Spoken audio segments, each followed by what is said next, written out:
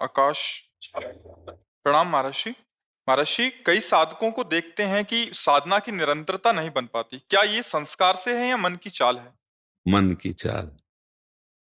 पूर्व प्रारब्ध स्फुरना करता है, भोगों का संयोग दिलाता है, ना कि भोगों में भ्रष्ट कर देता है।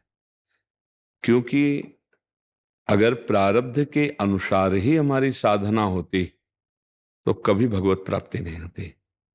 प्रारब्ध दो ही कर्मों का होता है, शुभ और अशुभ कर्मों का। जो पूर्व में किए हैं उनके संस्कार होते हैं। जैसे हमारा मलिन संस्कार है, कामाशक्त या क्रोधाशक्त, वो स्वभाव में कारण शरीर में उसका ज्यादा प्रभाव होता है। बोले बड़ा कामी स्वभाव का है, बड़ा क्रोधी स्वभाव का है, बड़ा लोभी स्वभाव का है, तो उसका प्रभाव सूक्ष्म शरीर पर, अंतःकरण धर्म पर पड़ता है और उससे क्रियान्वित स्थूल शरीर होता है। लेकिन हम तीनों शरीर से अलग हैं और यही समझने के लिए हमें मानव देह मिला है।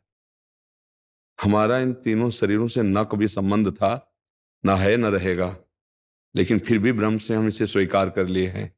इसी भ्रम को मिटाने के लिए मुझे मानव देह मिला है। इन शरीरों के संस्कारों के दृष्टा बनकर स्थूल सूक्ष्म कारण हम देख रहे हैं और अंतर में निरंतर गुरु के द्वारा दिया हुआ मंत्र और गुरु के द्वारा दिया हुआ नाम, उसके सुमिरन में लगे हुए हैं। अब प्रमाद स्थिति अगर साधक करेगा तो संस्कार उस पर चढ़ बैठेगा, भ्रष्ट करा देगा। और अगर मंत्र बल है, नाम बल है, साधना बल है, तो उनको भस्म करके वो अपने स्वरूप में स्थित होगा या भगवत प्राप्ति करेगा। साधक की प्रमाद स्थिति ही उसको भ्रष्ट करती है, ना कि उसका प्रारब्ध। इतना बलवान प्रारब्ध नहीं है कि पुरुषार्थ को रौंद दे।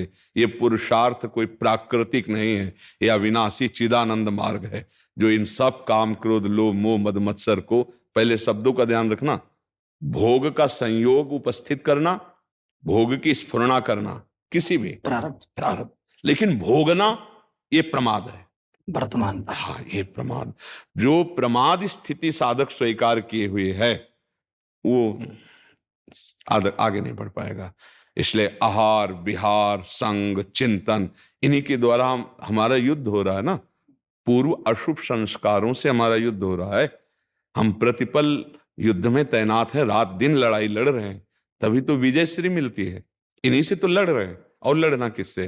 हमारा पूर्वाभ्यास भोगों का, हमारा पूर्वाभ्यास शरीर राग, हमारा पूर्वाभ्यास मान सम्मान का, इसी का तो नाश करना है। वो उपस्थित हो रहे हैं, लेकिन साधक अंतर्दृष्टि से, दृष्टाभाव से उनको काटता चला जा रहा है, और जो काट ना पाया तो वो उसे काट के गिरा देते हैं।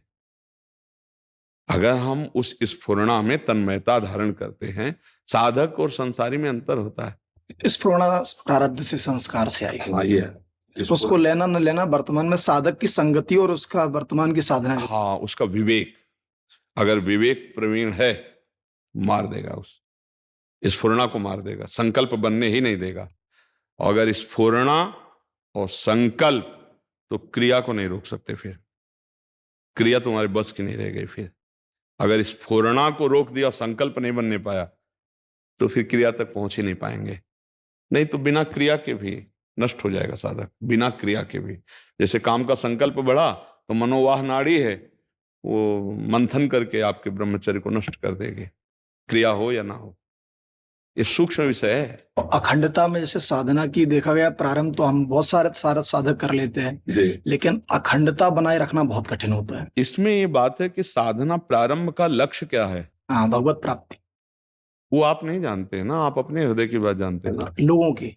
हाँ हाँ, कहते हो जबान से कि भगवत प्राप्ति। एक बात कह रहा हूं, मतलब आपकी बात नहीं कह रहा हूं।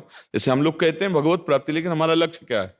अगर भगवत प्राप्ति है तो तुम राजी कैसे हो गए रुपए में? तुम राजी कैसे हो गए भोग में? भगवान से बढ़कर भोग को समझ लिया। एक तरफ श्री भगवान बैठे हैं और एक तरफ भोग सामग्री है त्रिभुवन की। आप किसी भी वस्तु व्यक्ति स्थान के प्रभाव से भगवान का विस्मरण कर दिए तो बड़ा कौन हुआ? वो वस्तु व्यक्ति स्थान हुआ ना। तो आप भगवत प्राप्ति के लिए आप चले कहां थे? आप तो भगवत प्राप्ति का लक्ष्य जब हो जाएगा तो किसी की ताकत नहीं है कि वो भगवान से उसको विलक कर सके। त्रिभुवन की राज्य लक्ष्मी देने पर भी जो आधे पल के लिए भगवान का विस्मरण नहीं करता, वो भगवत प्राप्ति के लक्ष्य का साधक है। आप विचार करके देखिए। अच्छा, फिर वही संकल्प अखंडता लाएगा।